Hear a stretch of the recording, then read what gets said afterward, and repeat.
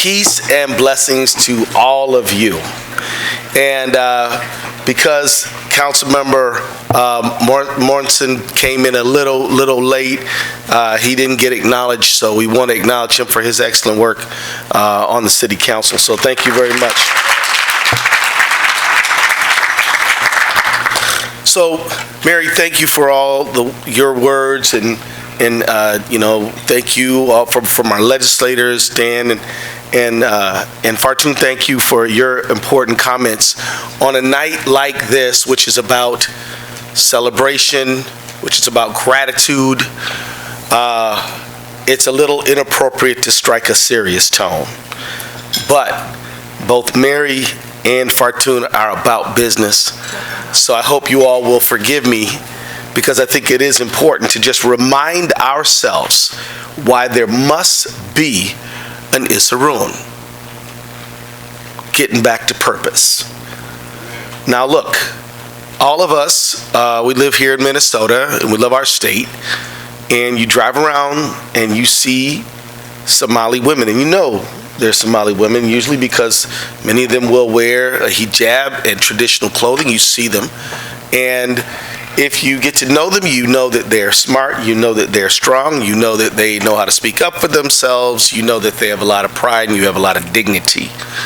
What you may not know is that many of them personally and their mothers and grandmothers face war and displacement. And war and displacement is tough. It's very hard. Growing up in a household where you live in an idyllic situation, and next thing you know, your soldiers are walking through your neighborhood, burning, fighting, looting. You have to leave everything you have, pick up what you have, and start walking for the Kenyan border, hoping that you make it. And am I making up stories yet, sisters? You grab your kids, you do the best you can. You might be living in a beautiful home with several bedrooms and maybe even some support, but then within a day and a night, you're living in a blue tent, hoping that the refugee organization will give you some rice. True or false? People you love and people you've known killed in front of you. This causes tremendous. Now, we don't know this story because our Somali sisters are, quite honestly, tough. And like women all over the world, they suck it up and deal. But that kind of trauma can't stay hidden forever. And Isuroon recognizes that fact and says, you know what? We're going to be there for you. We know you don't want to talk about what happened. We know you want to forget it, and we know you're strong, and we know you can handle it, but nobody should have to go through that alone, and we're going to be with you.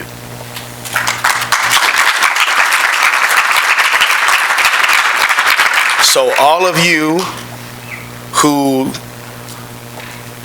bought into Fartun Welly's vision are literally helping to help ease the burden and help the transition of women who have had their empowerment challenged and are survivors, but still face hardship that they have to overcome in this new land where when they arrived here, they didn't know the language, most of them, didn't know the culture, and walked into an environment where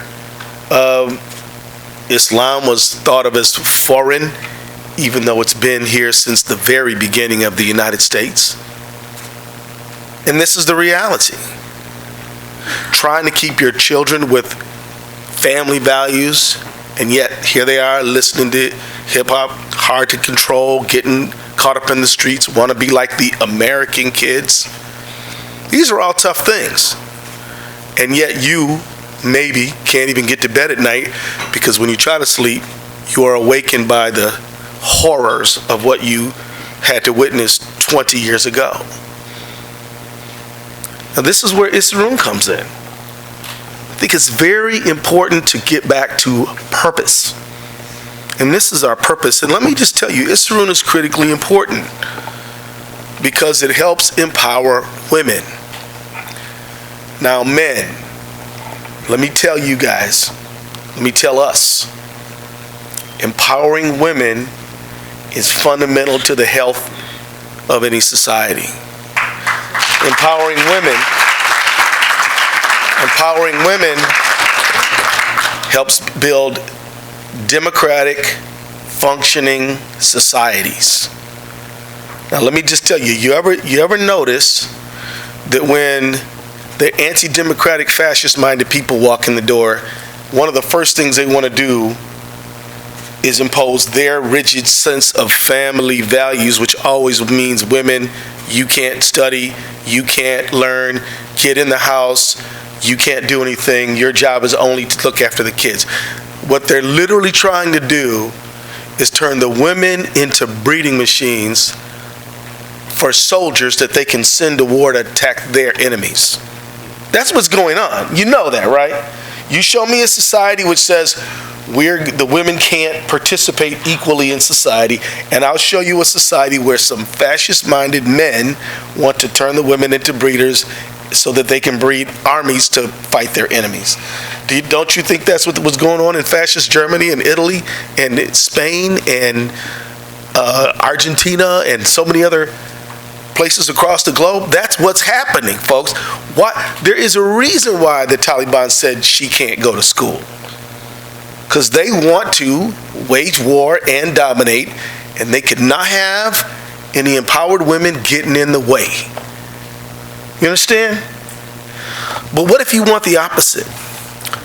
A democratic society, a strong society, a human rights observing society, an educated society, a society which does research and cares about the life of the mind, free choice, creativity, prosperity for all. That means you've got to have an empowered woman. And let me tell you what you get when you empower women. You get a lot. The whole society benefits. And I'll just say, you can look on the news today and look at Ukraine. Men and women don't experience war the same. They don't. Now, I'm not saying that there are not women warriors. We can see some at the table here. But if you look in general, women and men don't experience war the same. Women deal with displacement. Women deal with sometimes they're picking up after all the destruction, and then they lose their lives in the course of it is a lot too. Not always through bullets and guns and bombs, but through disease and starvation. Keeping it real a little bit tonight. Is that okay with y'all? If you will educate that girl, you will have a strong society that will do things that I think are very advantageous for everyone. An educated girl increases her income. If you educate that girl, she will make more money. If she makes more money, there is every reason to believe she's going to spend it on her children and her family. If she has more money and she spends it on her children and her family, she will spend it on education. If she spends it on education, she will spend it on her children's education. If she spends it on her children's education, her children can increase their prosperity and income, which will alleviate. And in a world where out of the 8 billion of us, 2 billion live on less than $2 a day, it is a good idea to educate girls.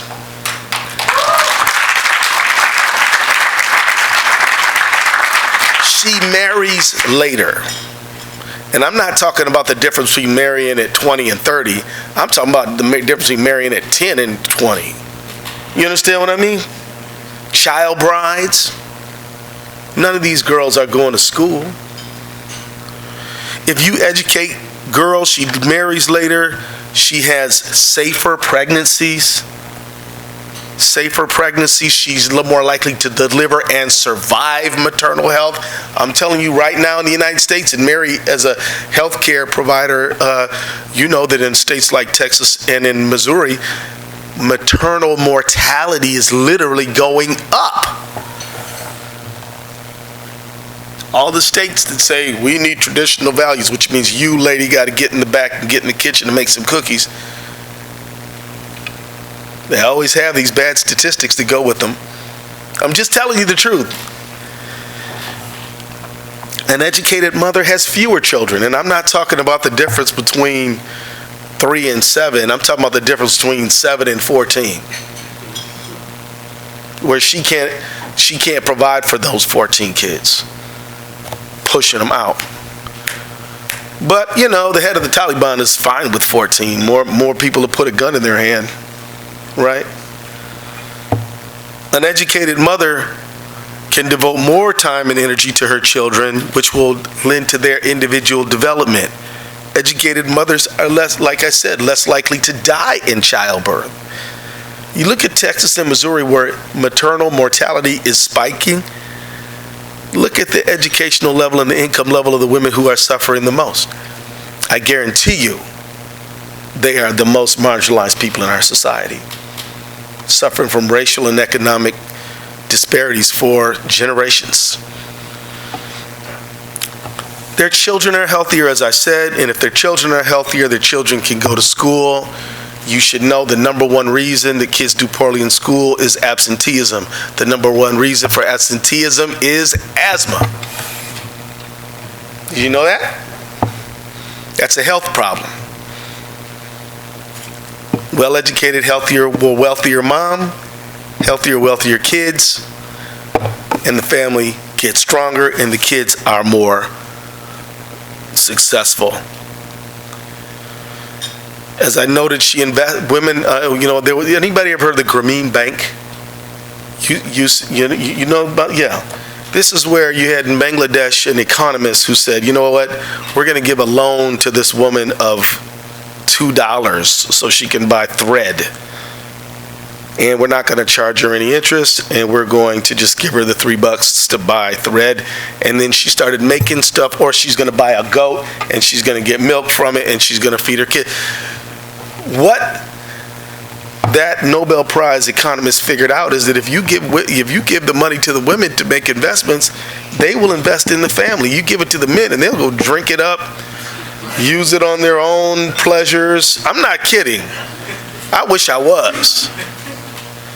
But women are going to invest in that family, and all of y'all know. Think about your own mother. How long did mom go with that plain old dress so that the kids could have something better? For those of you who come from working class families, am I the only one? Okay, right. So, am I lying? No. Yeah. So mom would go without so her kids could have stuff.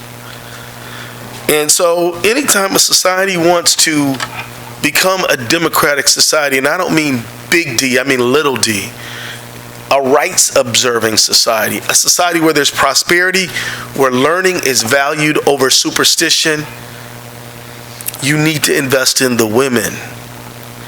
And men, that's no threat to you, because you will benefit directly.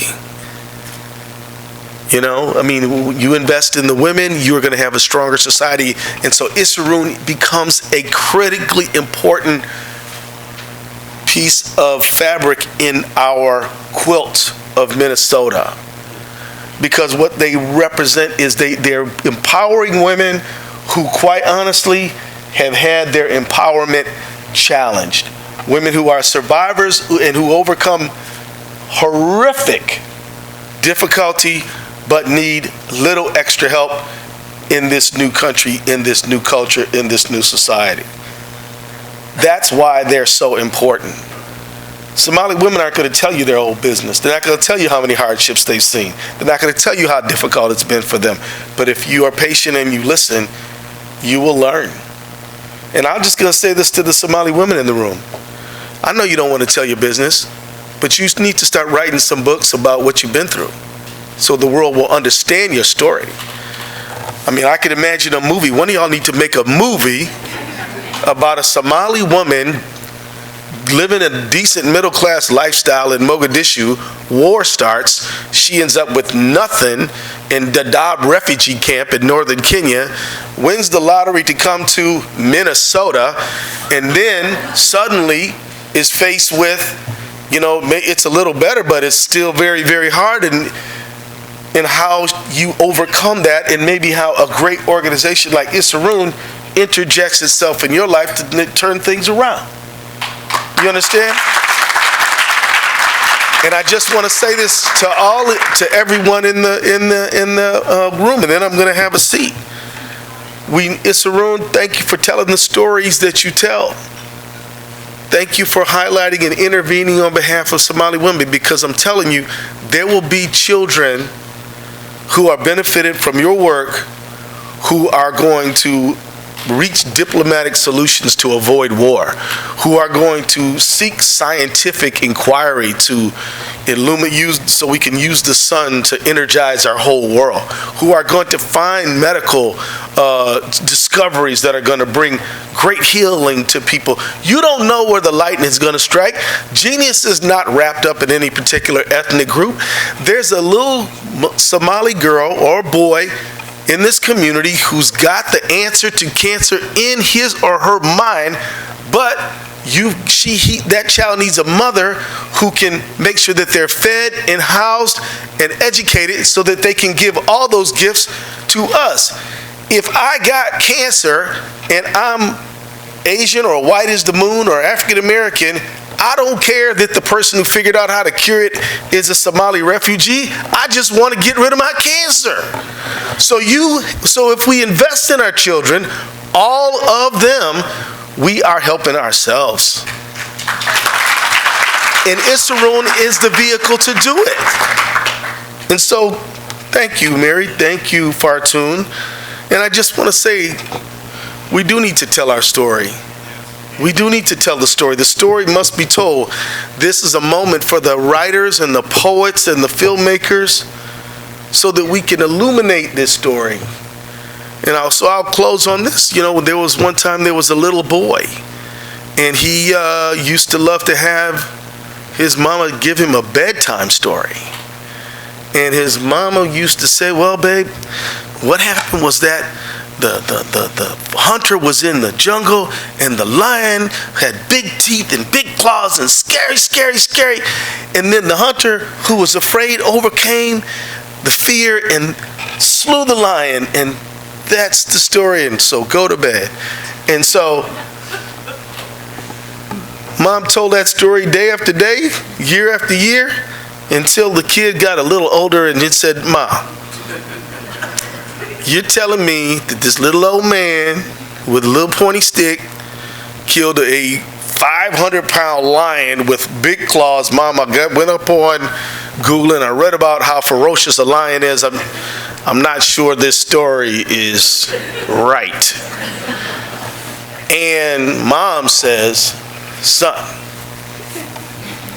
until the lion learns how to make a movie, the hunter will always defeat the lion.